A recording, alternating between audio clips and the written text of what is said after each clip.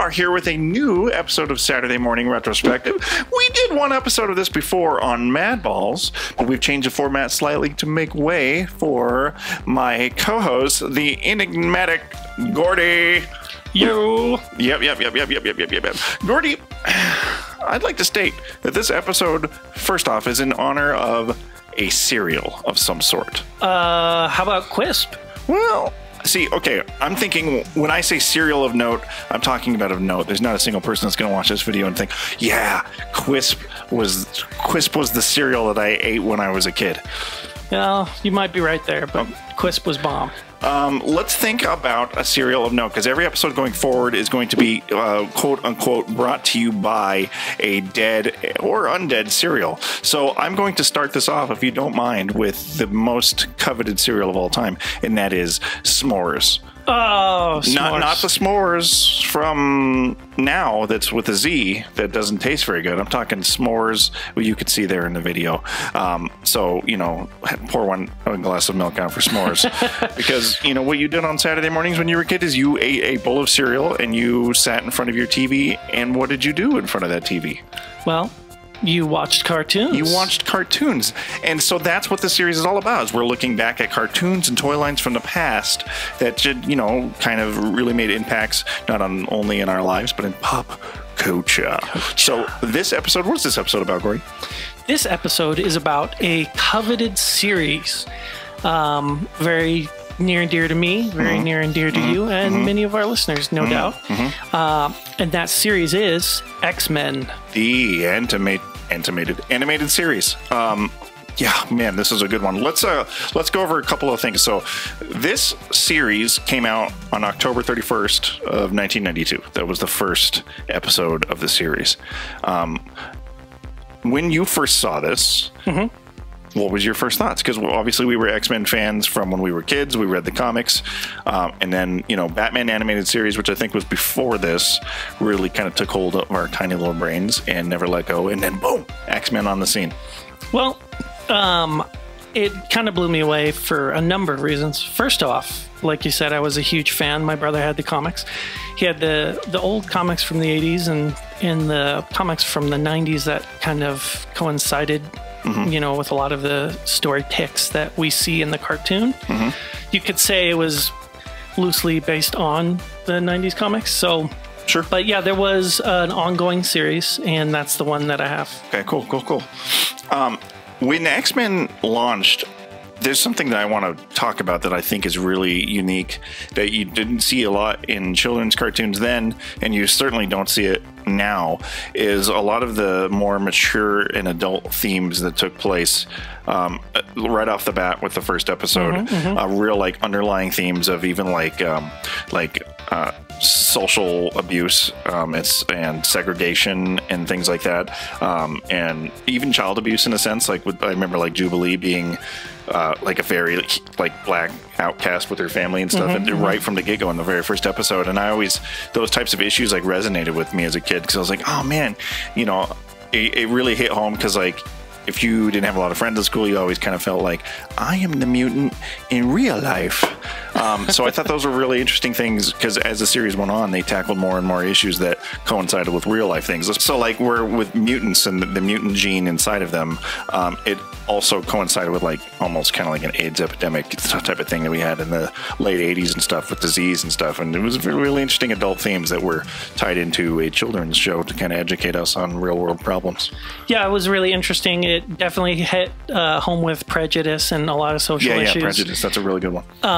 And when you were a kid, you know, being exposed to these real themes, like you were saying earlier, Batman, the animated series, it's kind of lighthearted. I mean, in comparison to X-Men, where, you know, they talk about where there's groups that are against the mutants, and like you said, they treat it almost like an epidemic.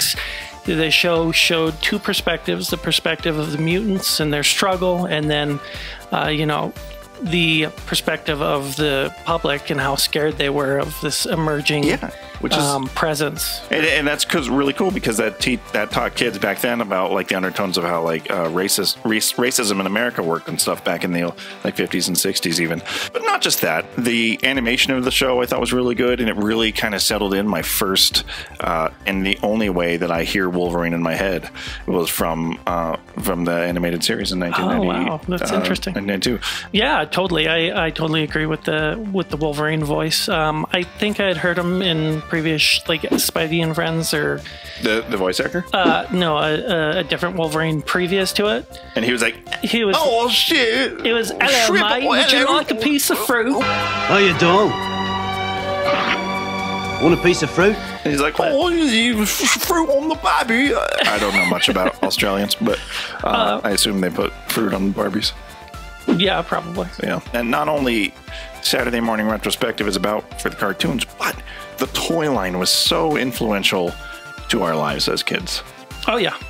The toys were super cool. You had a bunch of them. I had a lot less, but I did have Wolverine, and I loved it, dude. Which Wolverine did you have? Claws Extended. Yeah, the same one that I had where you flick the thing and the things come out. No, I didn't have the flick. I had claws always out. Oh, interesting. Yeah. So yeah, I remember I had the first one with the brown suit where flick, but that was from not the comic. Yeah, but that also was not that toy line was not from the cartoon. From the cartoon, that was just a X-Men toy line that they had before the cartoon came out, and then the cartoon came out, and then we had we both had the yellow suit Wolverine. Yes. Oh, you're right. He did have. Yeah. Yep. I know you can. And that sound is claws going in and out. Snick. And boy, those toys were just fantastic. I want to say that was done by Toy-Wiz, maybe Mattel.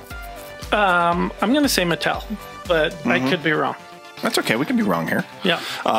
So, cartoon was fantastic. The toys were fantastic. Let's just real quick. Give me an anecdote. What do you remember most about X-Men, the animated series, and the accompanying toy line? The after school snack and the shows, that was like required to unwind from the school. What was pressures. your snack? Was it Quisp? Quisp, yeah. It was s'mores for sure. Oh yeah, s'mores. Sweet. What did you think about the episodic quality of the cartoon? Previous to this, like G.I. Joe and everything, it was an encapsulated episode. But with X-Men, you got themes that came over the whole season, sometimes even carrying into the next season. You had 3-part blocks, but I'm talking about story elements that moved forward. It had like the Dark Phoenix saga. The Dark Phoenix saga. That was like a whole like 3 or 4 episode segment, like arc, so to speak. And not only that, but it affected every episode afterwards. You know, when you had G.I. Joe or whatever, it was just one episode. Here, we're talking about, an awareness of the whole series, Yeah, no, I actually think that's a good point, because that's another reason why I think this cartoon stood out so much back when we were younger, because we did have the G.I. Joes and the Ninja Turtles and everything that was like, here's 22 minutes of a show, you have your start, oh no, Shredder's doing some shit, and then, all right, guys, let's get them, and then we defeat the bad guys. But sometimes in X-Men that didn't happen. You had overarching story arcs that would happen over 3 or 4 episodes, like the Dark Phoenix saga, and that there was some real down notes that happened in these things, and like characters being emotionally and physically hurt, and relationships being destroyed and things like that, with like Jean Grey and things like that when she became the Dark Phoenix. It was a very interesting. I loved it, and I thought I think that's really kind of instilled in me a storytelling sense that I use later in my life for creative endeavors. Yeah, for sure. With that, my fellow nerds, we depart from you. Stay tuned for a new episode of Saturday Morning Retrospective coming to a YouTube channel near you. What you should do, though, Gordy, they should do something with their mouses and the buttons they click. They should click something. So what? They should click like. Oh, they should subscribe. They should subscribe. Gordy gets it. Totally. He knows. And you should also follow us on Twitter. Gordy might interact with you if you speak something super nerdy at him. He'll be like, that's cool. I like that. Okay. All right, folks.